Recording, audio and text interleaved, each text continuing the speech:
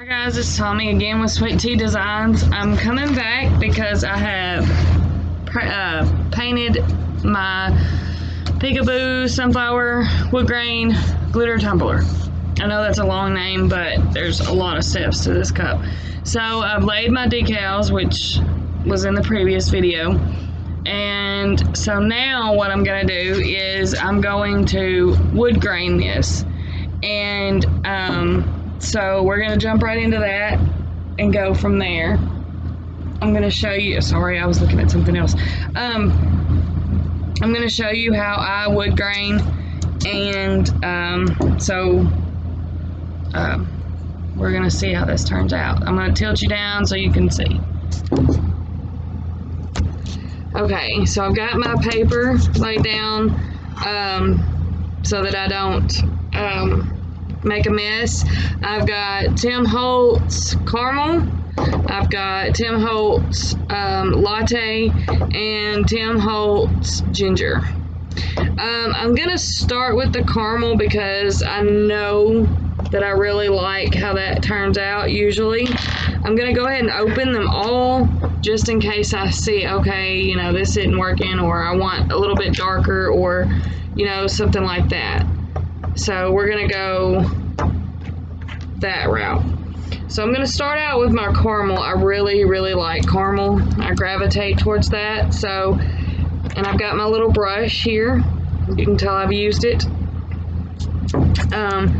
So what I like to do is I tilt my cup up like this, and I just start at the top, let it kind of run a little bit, and go just like this. I feather it out.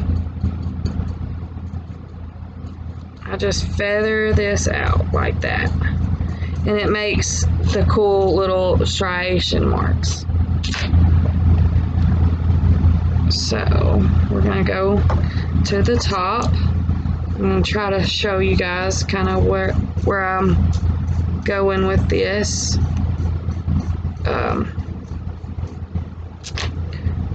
And then as I'm going,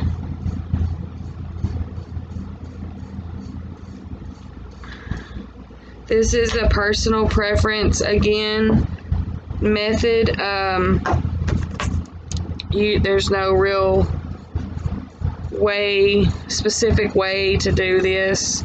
And I've seen people use different brushes also. So if you want different types of striation marks, or whatever, you can use a different type of brush. And I like to really fill in the top first, so that you're not missing anything up there.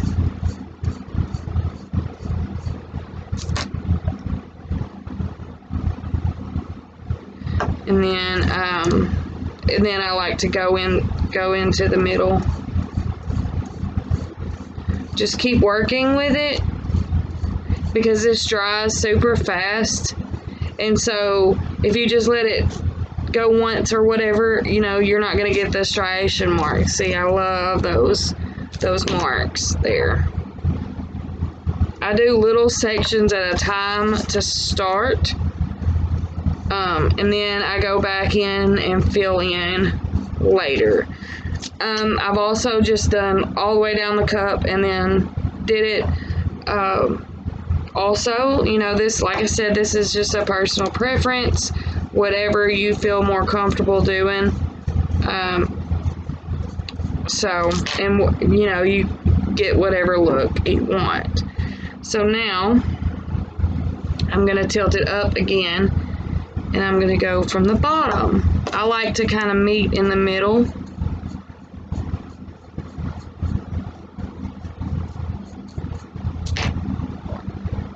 It kind of gives a pretty good look for me.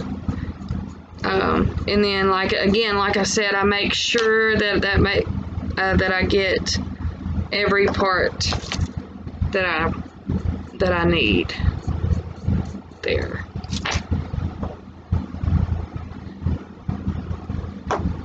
And you can just keep working with it, getting the look that you want. You know, different colors. I may go in with another color and fill in, but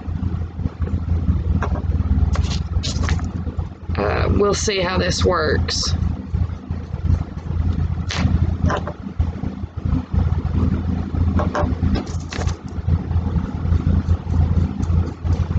And again, I'm just kind of getting those striation marks going to start off, and then I kind of blend in the middle. I'm going to go ahead and do the bottom because I know that that's going to be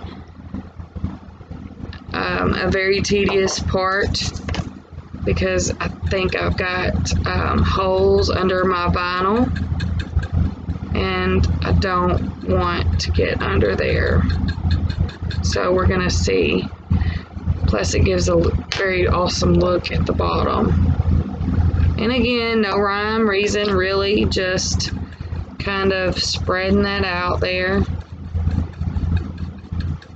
And as you go along the bottom, you get these really cool striation marks there also.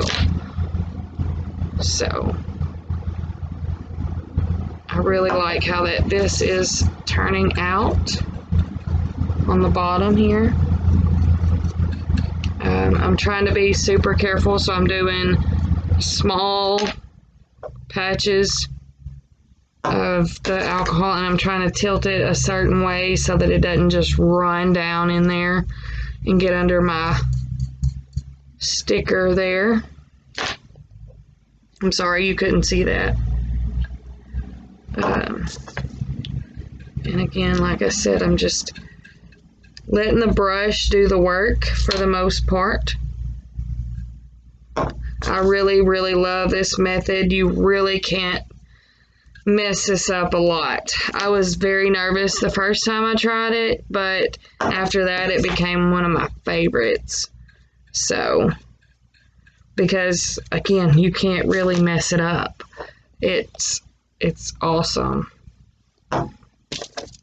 I really, really enjoy doing this method. But you want to make sure that you get really in there. You don't have, see, I've got some white spots that I'm going to try to fill in there. You want to make sure you're covered, but you don't want to get down in your vinyl. And so you want to be super careful if you have places like that you know, maybe kind of messed up a little bit. I think that'll do it for the bottom. See, and then when it overlapped the edge there, it gave these other really cool marks there. So I'm just going to kind of go over it and try to blend those a little bit. So now here's kind of the part where I go in and I just do a line and then kind of blend that downward or upward. Either way, I know a lot of people just go one specific direction, which is fine. You know, again, personal preference. I just tend to gravitate towards, you know, going back and forth, because to me it gives it a very natural wood look. And you're going right over your decals, just right over those, and just blending everything in.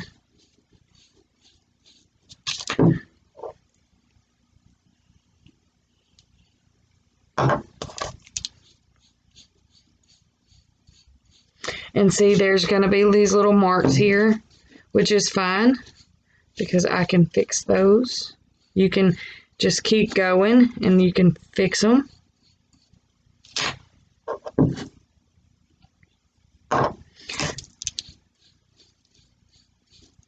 Again, it's not a perfect cup. It's not a, where you've got to be specific. You don't have to really just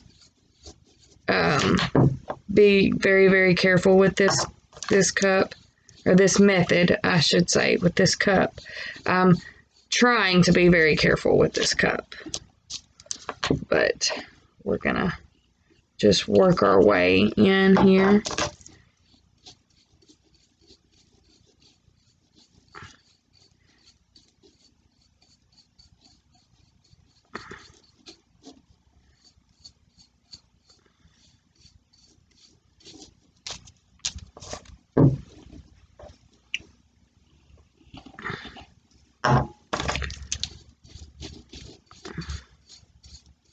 And again, like I said, I can go back and fix some things.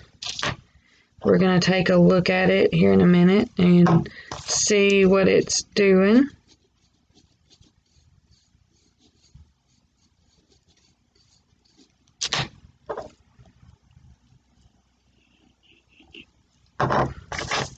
Also, this method works really, really awesome if you want to use a brown base instead of white.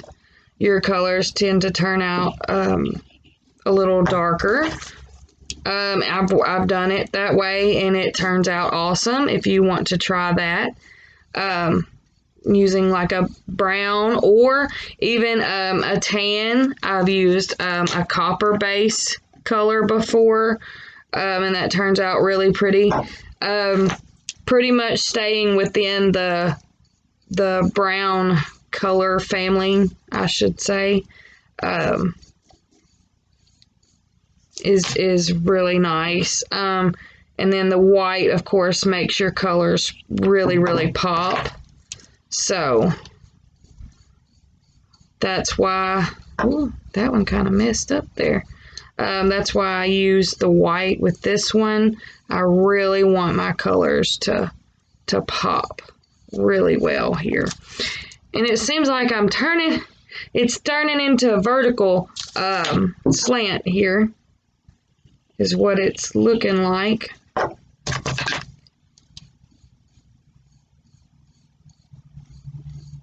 And alcohol ink, of course, dries really fast, so you want to work kind of fast with this. And get those marks, those brush marks in there. I know this side looks a hot mess right now, but we're getting there. We are getting there.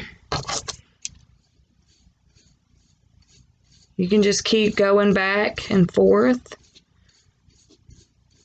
going with it, getting different marks and striations, and just kind of going with the flow. This looks like it's turning, it's like slanting here, curving, which is fine. It's just whatever it turns out to be, is what it is here.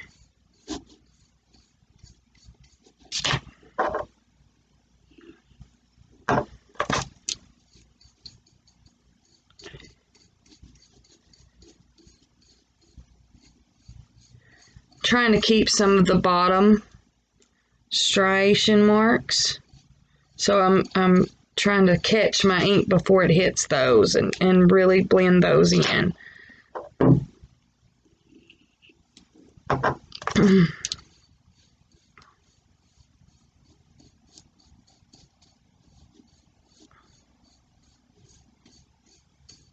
I really think this is going to turn out to be a gorgeous, gorgeous cup tumbler here.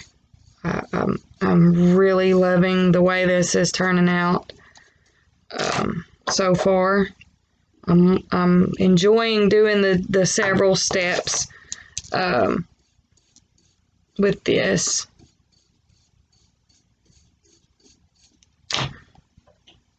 We're almost there. I'm not sure if I'm going to use any of the other colors. This is turning out really, really gorgeous. And I really don't want to mess that up. So we'll see how this works.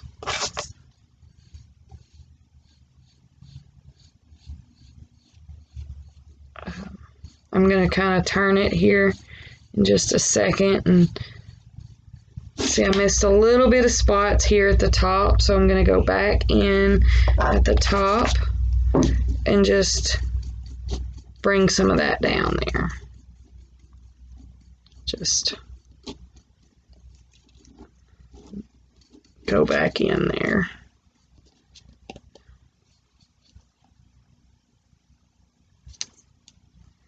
See, and you get some of those dark spots with leaving some alcohol ink instead of blending. I missed a little spot up here, so I'm just going to bring that down and bring it back up a little bit. Like I said, no right or wrong reason or way to do this. Let me see. I may go a little dark. And because this dries so fast, you can just set it up like that.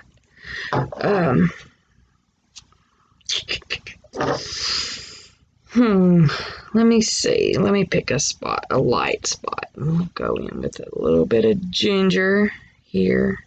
See what that looks like, what it does. See, you can't really tell. It just gives it a little bit of red tint right there. So I'm going to do a couple little things here at the bottom where I need to fill in with the ginger. It's really close to the caramel color, so it's not doing a whole lot there. Just a little bit darker. I'm finding just little real light spots that I did at the bottom, and I'm just going to go in with that. I think the latte will lighten it up more than I want. I really want to go with the darker because I really want the sunflowers to really pop on here, and they're a really bright color, so I wanted to go kind of a darker wood look. And maybe I'll go up here a little bit with the ginger. Kind of just fray it out just a hair here. Up around the top.